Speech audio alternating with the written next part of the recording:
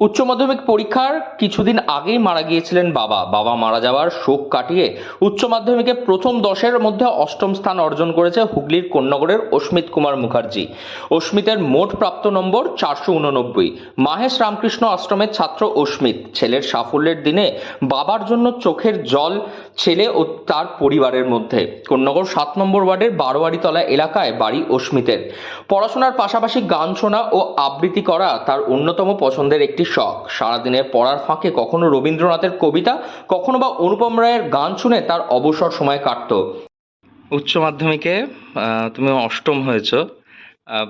কিভাবে কি পড়াশোনা করতে? পড়াশোনা করতাম, স্যারেরা যেরকম গাইড করেছেন। এবার খুব যে চাপ নিয়ে পড়েছি তা নয়, এতটা ভালো হবে আশাও করিনি। সাবজেক্ট কি ছিল তোমার? আমার সাবজেক্ট ছিল math, economics, statistics, computer science. আহ, এর পরে কি করার ইচ্ছা রয়েছে? এরপরে স্ট্যাটিস্টিক্স নিয়ে পড়বো ভেবেছি, তারপর দেখা যাক। ভবিষ্যতে কি হওয়ার ইচ্ছা আছে? ভবিষ্যতে শিক্ষক হতে চাই। শিক্ষক হতে চাও? বর্তমান সময়ে এই শিক্ষকের তো এইরকম অবস্থা, রাস্তাঘাটে শিক্ষকরা বসে রয়েছেন, খবরে সংবাদ মাধ্যমে তুমি তো আশা করি দেখেছো। কি বলবে? তুমিও তো একজন শিক্ষক হতে চাইছো। সামনে আলোর দিশা নিশ্চয়ই রয়েছে, আমাদের অপেক্ষা করা প্রয়োজন। পরীক্ষার কিছুদিন আগেই তোমার বাবা গত হয়েছিলেন। তারপরেও বিষয়টাকে কাটিয়ে উঠে কিভাবে পরীক্ষা দেওয়াটা কতটা শক্ত ছিল? তিনি নেই, কিন্তু না থেকেও তিনি রয়েছেন। আমি তো এটাই মনে করি, তিনি পাশে না থাকলে আমি পারতাম না কাটিয়ে উঠতে। আর অন্যান্য বন্ধুদের জন্য কি বলতে চাইবে? তাদের তারা আমাদের সঙ্গে ছিল, আমার সঙ্গে ছিল বলেই তো এগিয়ে উঠতে পেরেছি। তারাও আমাদের সাথেই এগিয়েছে, এবং সেই জন্য তাদেরকেও অনেকটা ভালোবাসা। আজ যখন উচ্চ মাধ্যমিক পরীক্ষায় রাজ্যের মেধা তালিকায় অষ্টম স্থানে অস্মিত, তখন তার এবং তার পরিবারের চোখ থেকে বেরিয়ে আসছে অশ্রু। এ বিষয়ে বলতে গিয়ে অস্মিতের মা রমা মুখার্জি চোখের জল ফেলতে ফেলতে বলেন, ছেলে কিভাবে পড়াশোনা করবে, কোন সাবজেক্ট নেবে, সবটাই ঠিক করে দিয়েছিলেন তার বাবা। আজ তার বাবা বেঁচে থাকলে হয়তো তিনি সব থেকে বেশি আনন্দিত হতেন। এ বিষয়ে অস্মিত জানায়, আগামী ভবিষ্যতে তার শিক্ষক হওয়ার ইচ্ছা রয়েছে। বর্তমান সময়ে শিক্ষাক্ষেত্রে শিক্ষকদের যা অবস্থা, সেই প্রসঙ্গে অস্মিত বলে, অন্ধকারের পরই আলোর দিশা থাকে, সঠিক সময়ে আলো দিশা দেখাবেই। ছেলের এতটা সাফল্যের দিনেও দেখছে আপনাদের চোখে জল। কি বলবেন? বাবা থাকলে আরো খুশি হতো। বাবাই তো এই কম্বিনেশন সবকিছু, বাবাই আরো অনেক বেশি ভবিষ্যৎটাকে দেখেছিল বাবা। কিন্তু এখন ওনাকে ছাড়া আমি এই আনন্দটা মানে খুব কষ্ট করেই নিচ্ছি। আর হ্যাঁ, কি হয়েছিল? বাবার পক্স হয়েছিল প্রথমে, তারপরে হঠাৎ করে বললো বুকে ব্যথা। তো হসপিটালে নিয়ে গেলাম রাত্রিবেলায়, ভালো হেঁটে চলে গেল পেশেন্ট। মানে ওখানে গিয়েও বুঝতে পারিনি যে মানুষটা এইভাবে চলে যাবে। পরের দিনই সকালবেলা খবর পেলাম যে ভেন্টিলেটারে দিতে হচ্ছে, কিন্তু কিছু করা গেল না। আজ তো ছেলে তো উচ্চ মাধ্যমিকে মানে স্ট্যান্ড করেছে, 8th হয়েছে। সে আনন্দের মধ্যে কি কোথাও একটু খামতি রয়েছে? হ্যাঁ, অবশ্যই।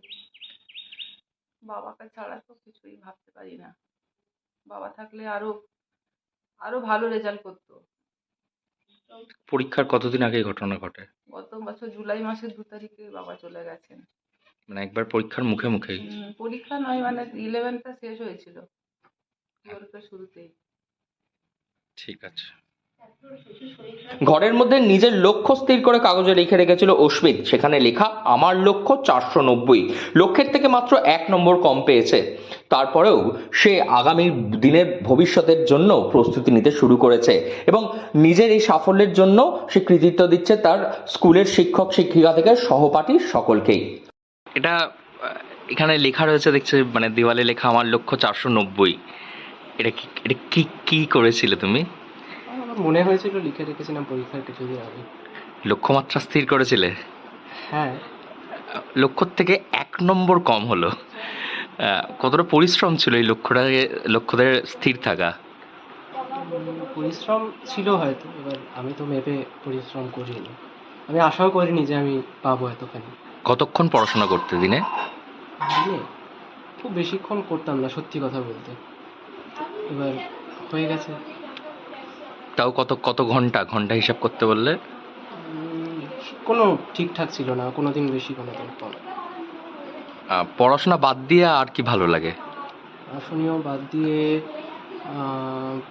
গান শুনতে খুব ভালো লাগে, আর আবৃত্তি করি সময় পেলে। আহ, পছন্দের গায়ক কে? পছন্দের গায়ক অনুপম রায়। অনুপম রায়। আর পছন্দের লেখক? রবীন্দ্রনাথ। রবীন্দ্রনাথ। আজকে আবার রবীন্দ্রনাথের তো মানে জন্মদিন 25শে বৈশাখ। সেই উপলক্ষে দু লাইন কিছু বলবে?